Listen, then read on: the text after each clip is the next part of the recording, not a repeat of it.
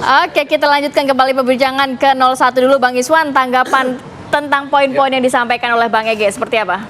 Ya, Bang Ege kan paling enak karena berdiri di tengah. Jadi memuji semua, mengkritisi semua juga. Jadi memang tugasnya begitu. Tapi betul ya, kemarin main cantik atau main aman? Main ya? aman. Tidak kelihatan menyerang seperti pada sebelumnya gitu ya. Ya, tapi nggak kelihatan cantik jadinya kalau kayak gitu. Beda, mau ngeritik satu dia. Itu perbedaan. Waktu yang pertama itu Pak Ganjar menahan diri, Pak Anies yang tangtung. Tapi pada akhirnya Pak Ganjar juga ikut nyerang. Itu. Yang ini enggak kemarin gitu ya. Kan ada pepatah gini, Bang. Ya. Kata Aristoteles gini, keberanian itu harus ditunjukkan pada orang yang tepat, waktu yang tepat, dosisnya tepat, waktunya tepat, ya kan? Jadi itu yang dilakukan oleh Masa nggak tepat di debat pamungkas, debat terakhir? Sebenarnya ada kan di opening gini, dan closing itu kuat sekali. Nah, sebenarnya ini sebenarnya secara substansi itu kan sebenarnya kuat dia. Seperti misalkan kepada Pak Prabowo semalam. Pak Prabowo itu ditanya soal pemihakan terhadap perempuan. Ya, betul. Yang kemudian oleh Mas Anies, kata Mas Anies, Pak Prabowo itu belum menjawab. Ya kan? Cuman tidak disampaikan dengan seberingas Pak Ganjar itu kan. Setrenginas dan terukur gitu. Jadi kalau Trengginas sama beringas beda. Kemudian dalam olah dan pikir. Kemudian yang kedua ya kan, yang kedua soal misalkan di tanya jawab dari Mas Ganjar soal bansos itu, bahwa bansos dibagikan di pinggir jalan itu kan sebenarnya semua orang tahu, karena video pembagian bansos di pinggir jalan itu kan luas sekali beredar. Itu kan sebenarnya secara materi, secara substansi itu kuat sekali gitu. Nah, sekarang kan sekaligus debat itu kan sarana untuk mendidik secara politik masyarakat kita, bahwa meskipun disampaikan dengan cantik tadi, ya kan, dengan santun tadi, tetapi substansinya yang harus substansinya yang harus dilihat gitu loh. Kayak santuy ya. Jadi gini Mas Arief, saya rasa di debat kemarin ini Pak Prabowo adalah tokoh yang berhasil kembali membawa marwah debat capres itu harusnya seperti apa.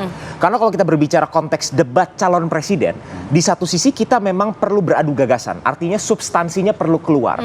Tapi di sisi lain jangan lupa ini adalah debat di level calon presiden. Di mana ini akan menjadi pemimpin tertinggi di Republik ini, yang pesan paling utamanya adalah kita harus menggaungkan persatuan, kerukunan, karena di tengah tantangan-tantangan yang dihadapi Indonesia tidak mungkin kita bisa mencapai hal tersebut kalau kita tidak bersatu. Jadi kalau kita bagi sebenarnya yang pertama, Pak Prabowo selalu membawa ini ke isu fundamental. Apa sih isu fundamentalnya? Perbaikan kualitas SDM. Ini seringkali dikatakan investasi terbaik yang bisa dilakukan oleh seorang pemimpin, oleh sebuah negara adalah ketika kita berinvestasi dengan sumber daya manusianya. Dan ini yang dilakukan dengan program makan siang dan susu gratis. Karena kita akan mencerdaskan anak-anak Indonesia, memperbaiki gizinya, membuat mereka lebih berprestasi sehingga mereka bisa bersaing nanti dengan anak-anak dari negara manapun. Tapi ada ketidakpuasan Anies Baswedan tadi malam dengan pertanyaan dia, Bapak tidak menjawab pertanyaan saya secara substansial. Jadi begini, misalnya contoh kemarin ketika konteks perlindungan spesifik secara untuk perempuan misalnya. Ini kan masuk dalam kategori umum untuk kaum-kaum termarginalkan. Jadi begini, kalau kita lihat kasus bahkan di negara-negara adidaya sekalipun, kasus-kasus terhadap kaum termarginalkan itu masih sering terjadi. Misalnya terhadap kaum perempuan, catcalling itu masih terjadi. Maka apa yang yang Pak Prabowo jawab itu sebenarnya adalah menyelesaikan masalah. Pertama harus ada law enforcement yang penegakan hukum yang tegas. Itu yang pertama. Kedua adalah kalau kita berbicara tentang budaya yang melecehkan perempuan misalnya atau kaum termarginalkan, itu biasa terjadi kalau kualitas sumber daya manusia kita belum baik. Maka daripada itu Pak Prabowo selalu balik lagi, jangan lupa hal terpenting ini adalah menaikkan kelas sumber daya manusia kita. Dengan cara apa? Kita mulai dari yang paling basic, yaitu perbaikan gizi.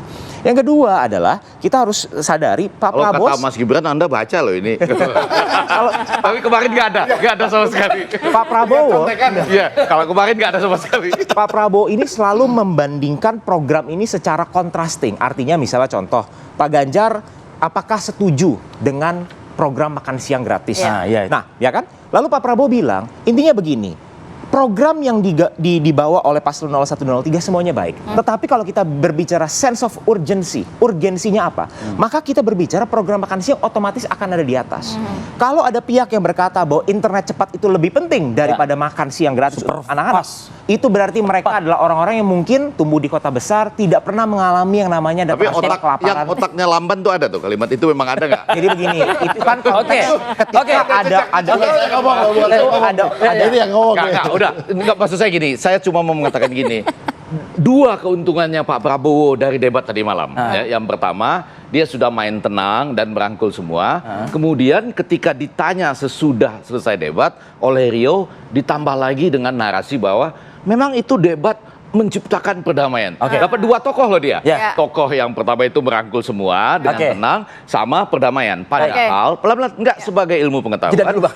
Debat juga belum itu selesai, boleh Bang. terengginas sebetulnya.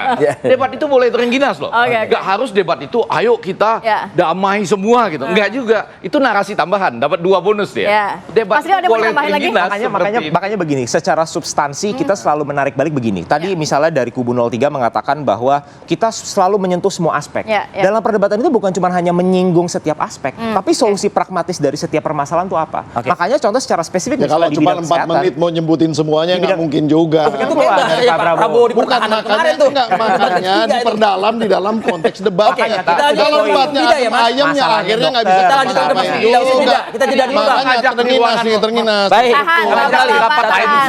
Kita akan kembali saat lagi. Mengajak di rapat lain maksudnya.